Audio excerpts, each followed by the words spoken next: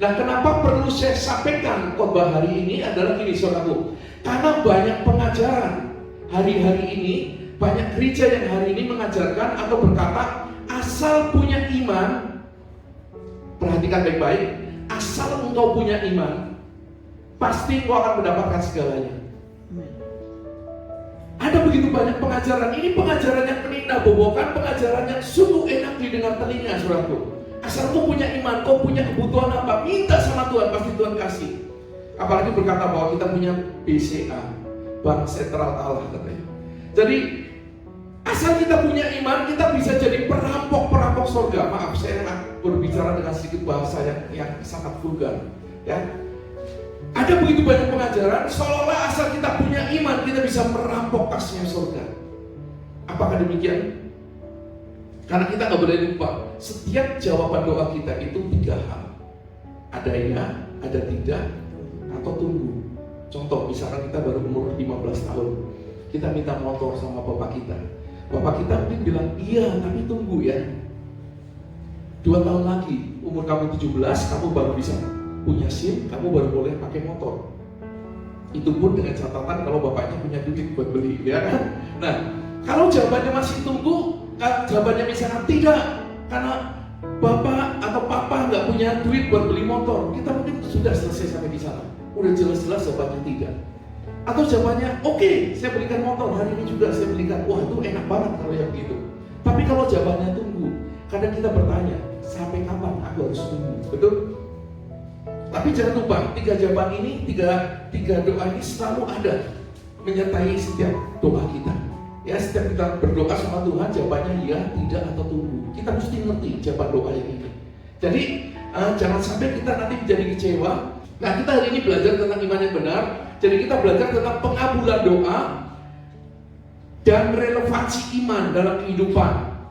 Ya, jadi pengabulan doa dan relevansi iman dalam kehidupan sehari-hari kita menurut kitab Ibrani. Ya, ayat ini yang paling sering dibagikan, tetapi sayangnya para pendeta hanya berhenti di ayat 1, saudaraku. Mereka tidak baca keseluruhan dari perikop Ibrani 11 ini.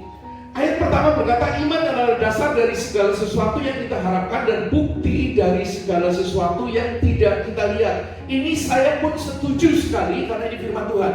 Ya, jadi iman adalah bukti dari yang kita harapkan, dari yang kita doakan, dan dialah pembuktian dari apa yang belum kita lihat hari ini.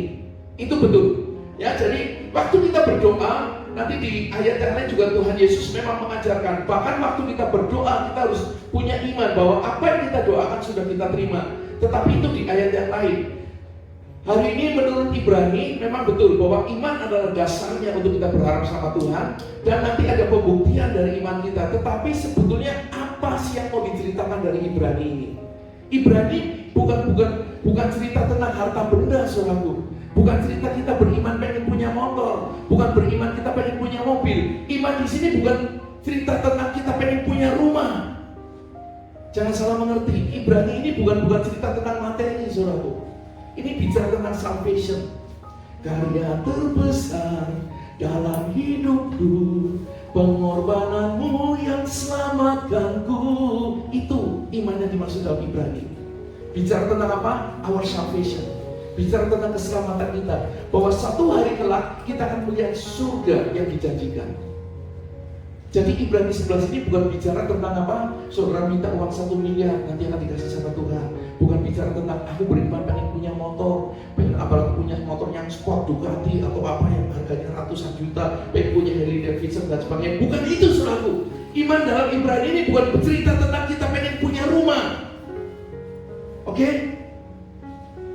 Ibrani ini sebetulnya bercerita tentang keselamatan. Ayat 32 sekarang 4.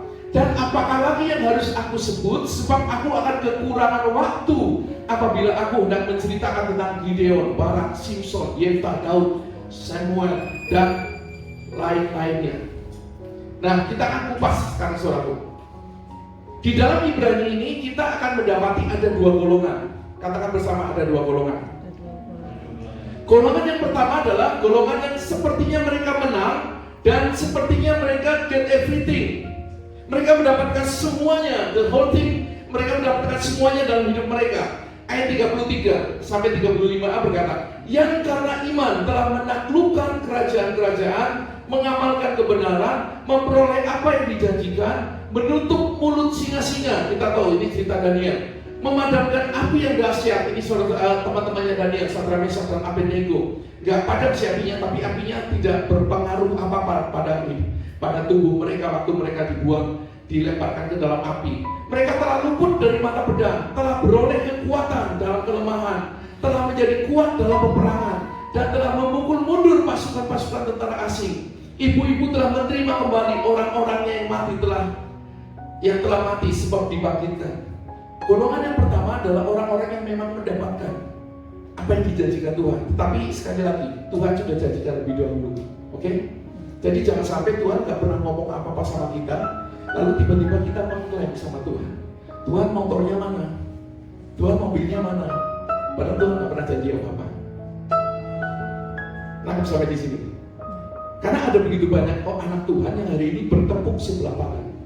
Bertepuk sebelah tangan bunyi nggak? Yang bunyi soalnya. Harus bunyi, harus dua. Ya, dua tangan harus bertepuk.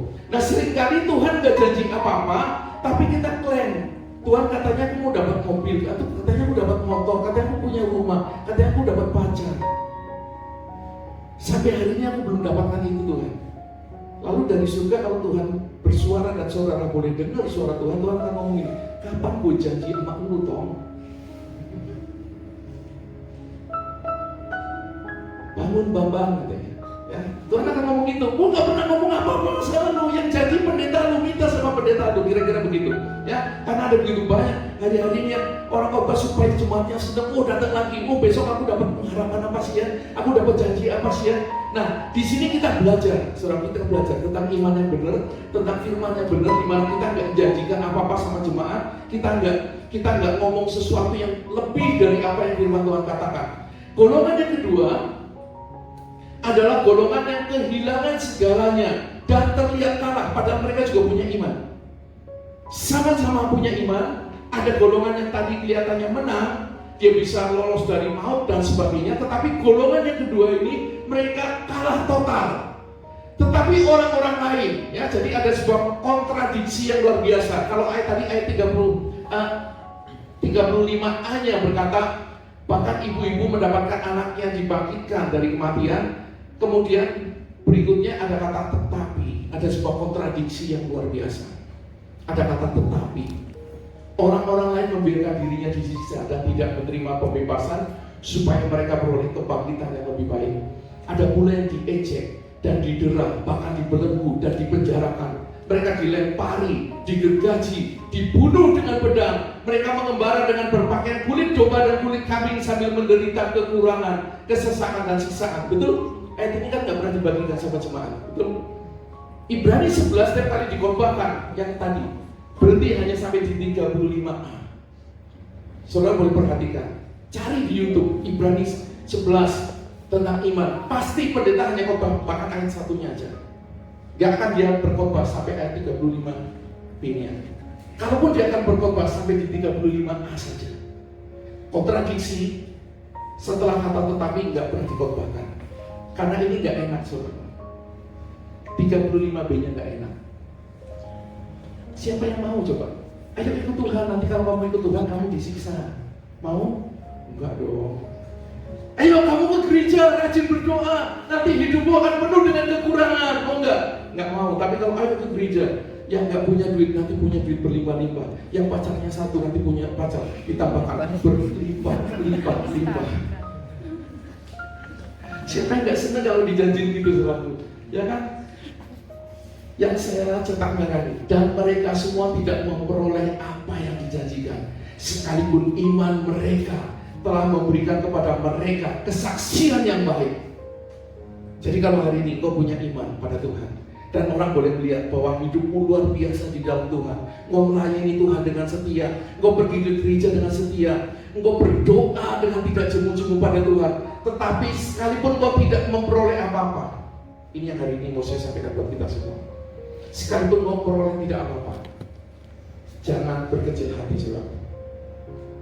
Jangan berkecil hati. Sebab Allah telah menyediakan apa? Sesuatu yang lebih baik bagi kita.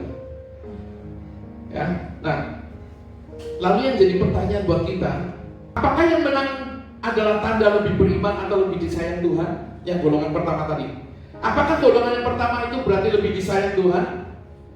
Kenapa ini perlu saya sampaikan? Karena waktu era 80-an, awal prosperity gospel mulai masuk di Indonesia, ya, awal prosperity gospel. Bahkan GBI pun dulu pernah ada di sana, saudaraku, ada di sana. Kita begitu banyak dipengaruhi oleh waktu itu loh ya. Kalau hari ini gereja ini sudah bertobat, saya nggak ngerti. Dulu kita ikut pengajarannya sangat berbicara tentang keuangan, tentang prosperity, tentang kemakmuran.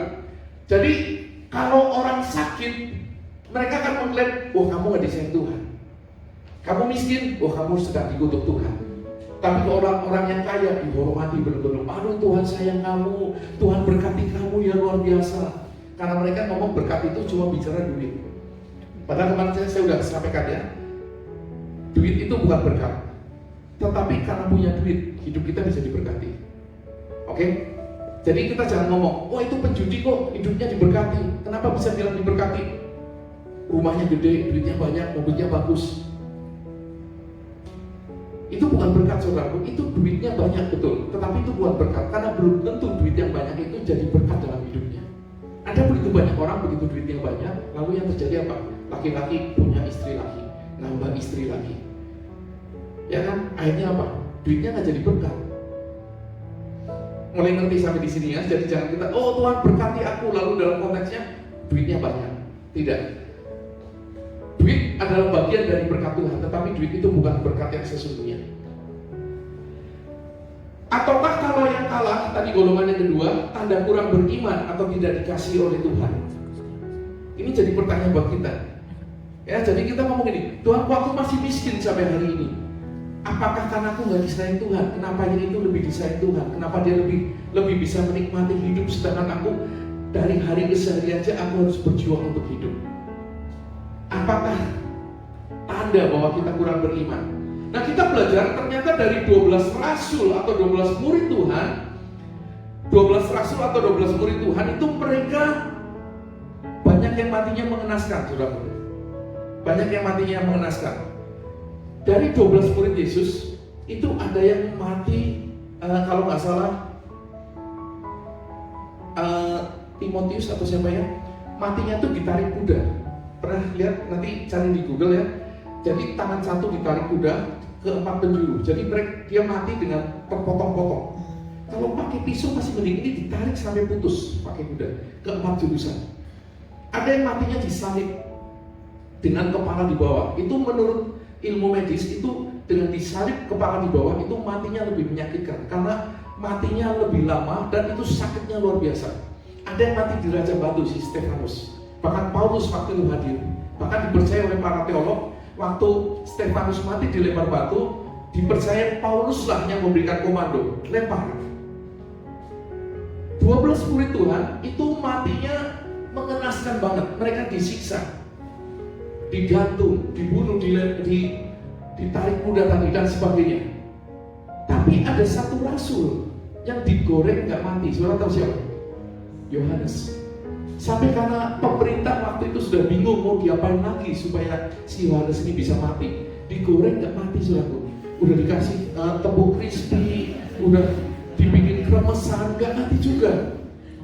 Akhirnya dibuang ke Pulau Patmos. Lalu kita bertanya, yang sebelah sini punya dosa apa? Kok matinya mengenaskan, betul? Bukankah kita sering berkata kalau ada orang mati kecelakaan, waduh punya dosa apa tuh? Matinya kecelakaan, kepalanya gepeng, wah dan sebagainya gitu.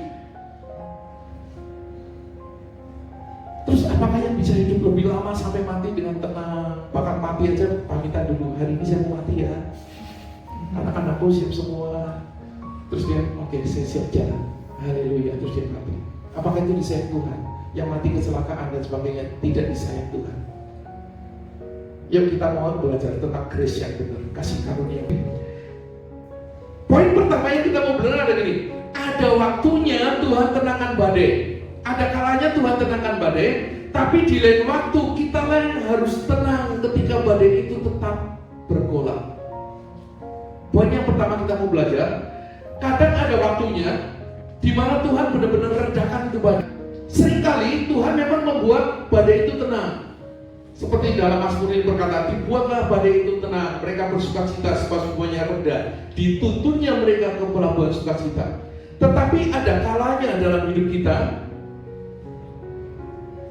badai itu tetap ada. Atau dalam kehidupan sehari-hari, kita mungkin udah berdoa, Tuhan jangan hujan dong, saya mau ada acara ulang tahun, jangan hujan dong Tuhan, saya mau ke gereja, jangan hujan dong Tuhan, kita mau ada acara ini itu.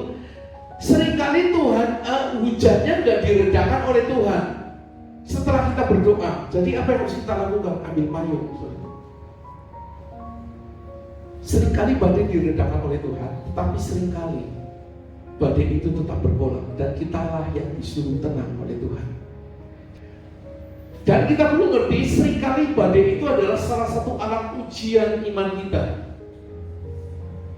Kita tahu cerita Ayub sampai di ayat 8 dan 10 dari pasal 2. Lalu Ayub mengambil sekeping beling untuk menggaruk-garuk badannya sambil duduk di tengah-tengah abu. Maka berkata istrinya kepadanya, masih bertekunkah engkau di dalam kesalehanmu? Kutukilah Allahmu dan matilah. Tetapi jawab Ayub kepadanya, engkau berbicara seperti perempuan gila. Apakah kita mau menerima yang baik dari Allah, tetapi tidak mau menerima yang buruk dari Tuhan?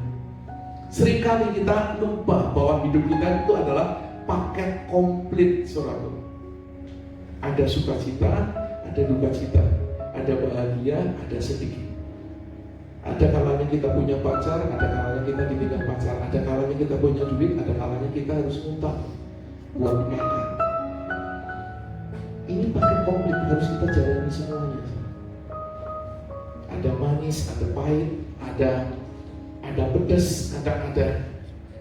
Kita nggak bisa hanya minta Tuhan, hanya mau paket yang baik aja nggak bisa, saudara. Ya, jadi ada kalanya kadang badainya ditenangkan sama Tuhan, ada kalanya badainya tetap biasa aja. Next. Ada kalanya doa kita bisa mengubah keadaan, ada kalanya kita lah yang harus berubah setelah berdoa. Oke? Ada kalanya waktu kita berdoa, kadang bisa diubahkan sama Tuhan. Tetapi ada kalanya kita sudah berdoa, keadaannya tetap aja. Artinya apa? Kita yang harus berubah. Pernah kan saya saksikan, waktu itu saya ikut-ikutan istri saya berdoa. Saya pikir kalau saya sudah berdoa, tiba-tiba utangnya lunas semua.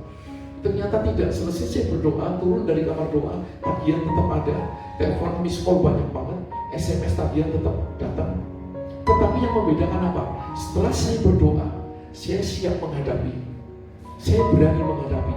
Yang tadinya saya kalau ada orang telepon, aduh tagihan nih, udah saya tutup, saya reject. Begitu ada SMS, aduh saya cuekin. Tapi begitu saya berdoa, saya diubahkan oleh Tuhan, saya berani menghadapi setiap keadaan. Jadi ada kalanya doa kita bisa mengubah keadaan. Saya percaya mujizat masih ada sampai hari ini. Setuju? Saya percaya Tuhan masih mengerjakan mujizat sampai hari ini. Bahkan esok, lusa dan seterusnya, Tuhan masih mengerjakan mujizatnya. Tetapi kadang seringkali doa kita tidak mengubahkan keadaan, tetapi hati kita diubah oleh Tuhan. Karena cara kerja Tuhan itu from inside out, dari dalam keluar. Contohnya gini, paling gampang. Kita bilang Tuhan, aku mau duit yang banyak. Tetapi hati kita belum berubah, Tuhan gak akan kasih. Tapi waktu hati kita sudah berubah, kita sudah diperbarui, maka anggur yang baru dicurahkan sama Tuhan. Ketika kantong kita belum diperbarui, bukan dengan kantong yang baru, Tuhan gak akan berikan anggur yang baru. Kenapa? Karena anggur yang baru dicurahkan di kantong yang lama akan merobek kantong yang ada. Kita bisa melihat begitu banyak orang di luar sana belum siap untuk terima kekayaan. Begitu dia dikasih duit banyak, yang terjadi apa? Dia narkoba. Ya kan? Karena dia belum siap. Lalu hidupnya jadi aneh-aneh.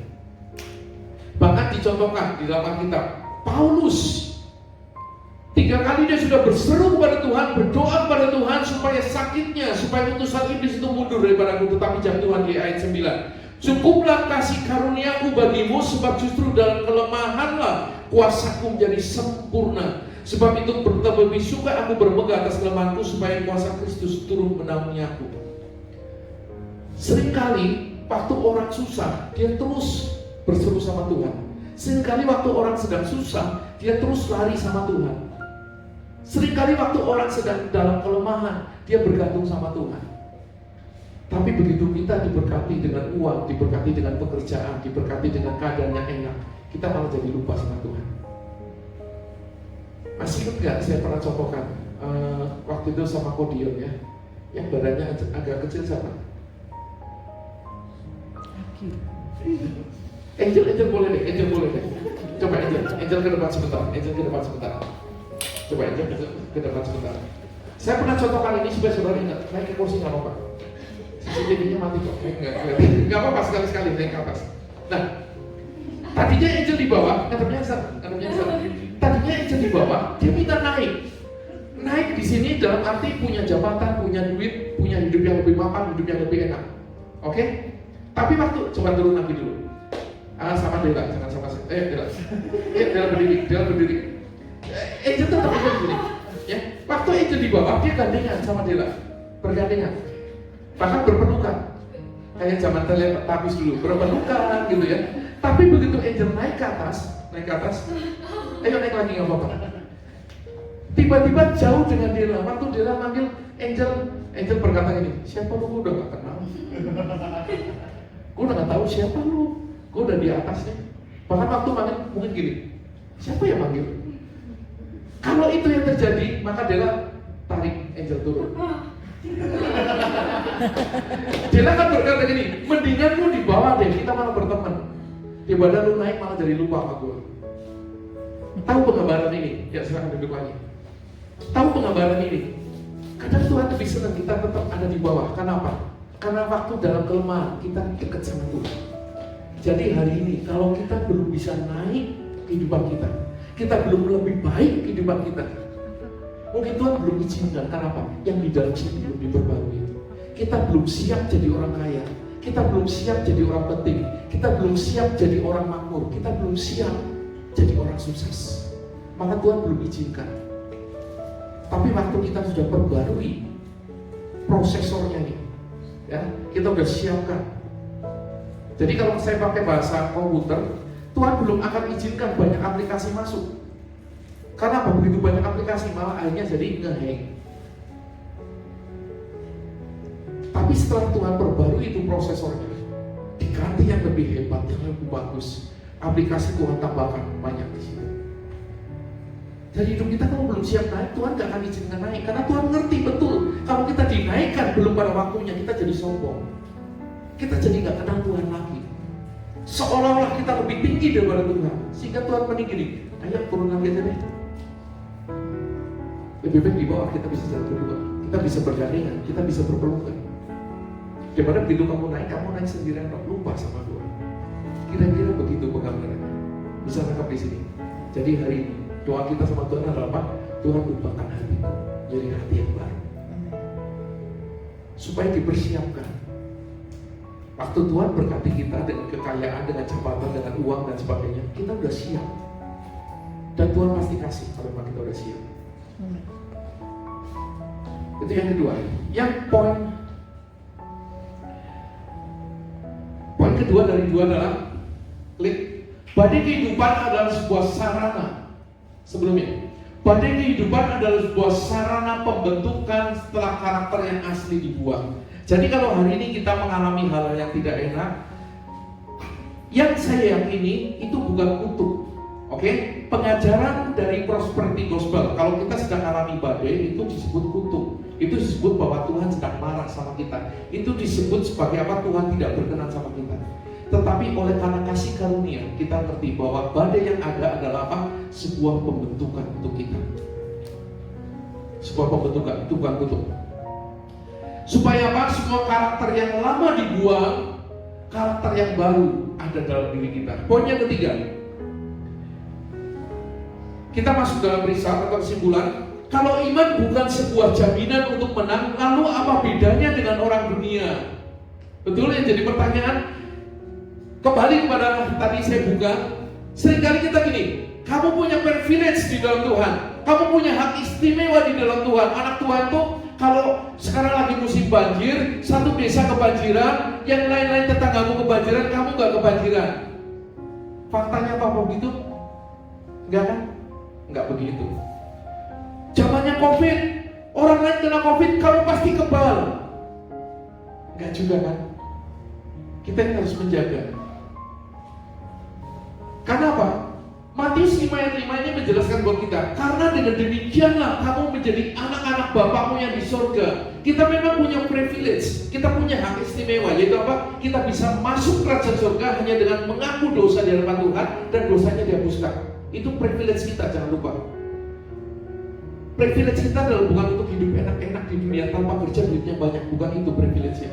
Keliru kalau itu yang diartikan privilege oleh anak Tuhan.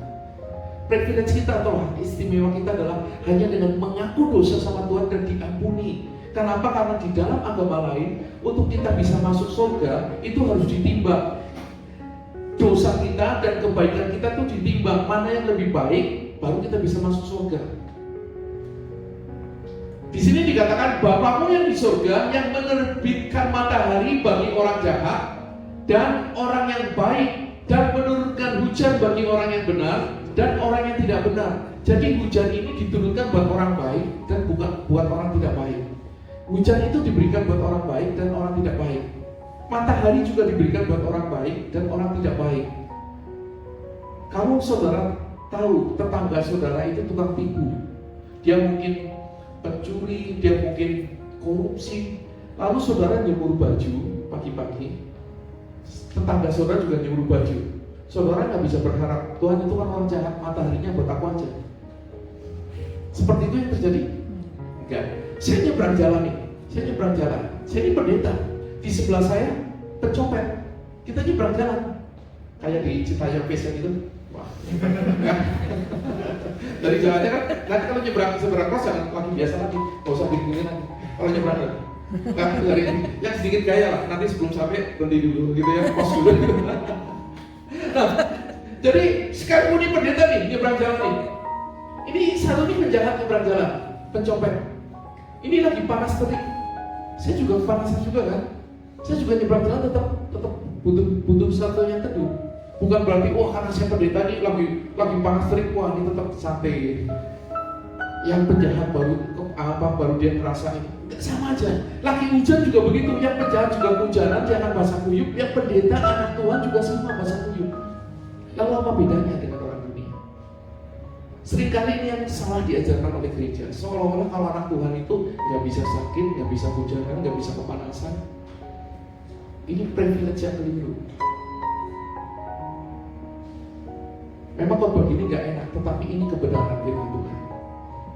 Karena ada begitu banyak anak Tuhan yang akhirnya tidak tahan banting, sakit dikit, kecewa dikit, mundur dari gereja. Kalau pindah gereja masih penting, tapi kalau kecewa lalu mundur dari Tuhan, itu kan sangat disayangkan. Kenapa kita begitu banyak kecewa? Kenapa kita begitu mudah dikecewakan? Kenapa? Karena khotbahnya selama ini selalu meninabokan, selalu ngomongnya enak-enak dong sama jemaat. Gak pernah membahas Ibrani 11 itu gak pernah dibahas ayat berikutnya. Paling banter sampai 35a. 35b berikutnya gak dibahas. Karena gak enak 35b yang ke belakang. Tapi hari ini kita semua mau disadarkan bahwa ikut Tuhan bukan berarti semuanya serba enak. Semua harus ada usaha semua. Ya, jadi kalau engkau mau kaya ya harus kerja. Engkau mau sukses ya harus belajar. Engkau mau IP-nya tinggi ya harus belajar, harus kuliah. Tidak ada privilege untuk hal itu Pak Tuhan. Privilege-nya ada apa? Kita punya hak kerajaan surga, itu privilege yang kita miliki. Jangan sampai salah. Next.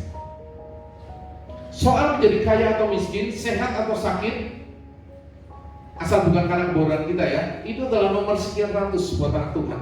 Jadi saudara ke gereja bukan supaya kaya, saudara ke gereja bukan supaya sukses, saudara ke gereja bukan supaya dapat beasiswa, saudara ke gereja memberi persembahan, mengembalikan persepuluhan dan sebagainya, bukan supaya mendapat sesuatu.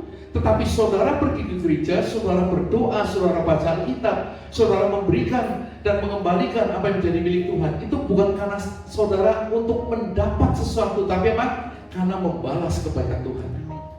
Oke? Jadi motivasinya harus benar, konsepnya harus benar. Kita berbuat baik sama orang, seringkali orang gini, kamu kok baik sih sama orang itu? Ya siapa tahu nanti juga aku lagi ngalami susah, kan aku pasti ditolong orang. Karena dia pikir karma pasti berlaku. Memang tabur tuai ada, nanti kapan kita belajar apa itu karma, apa itu tabur tuai. Di kelas ada ya nanti ya. Ya di kelas pemuritan ada nanti. Salah satu gurunya ini sudah, wah nanti bagian saya ngajar om. Oke, nanti saya nggak bahas hari ini karena nanti ada bagian yang ngajar.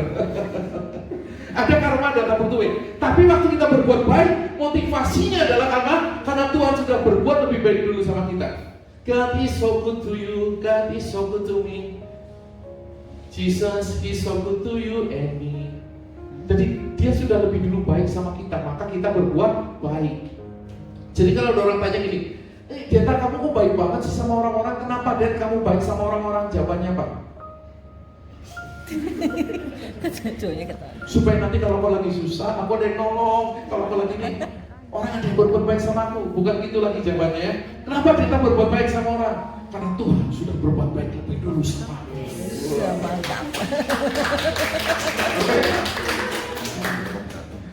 Iya, jadi kalau kita mengampuni orang, kita tidak membalas orang jahat sama kita, ditanya, kamu benar bisa pukul dia loh, kamu bisa hajar dia loh, kamu bisa laporkan dia sama dosen, kamu bisa laporkan dia sama polisi, kamu bisa balas apa yang dia perbuat sama kamu. Kenapa kamu nggak balas?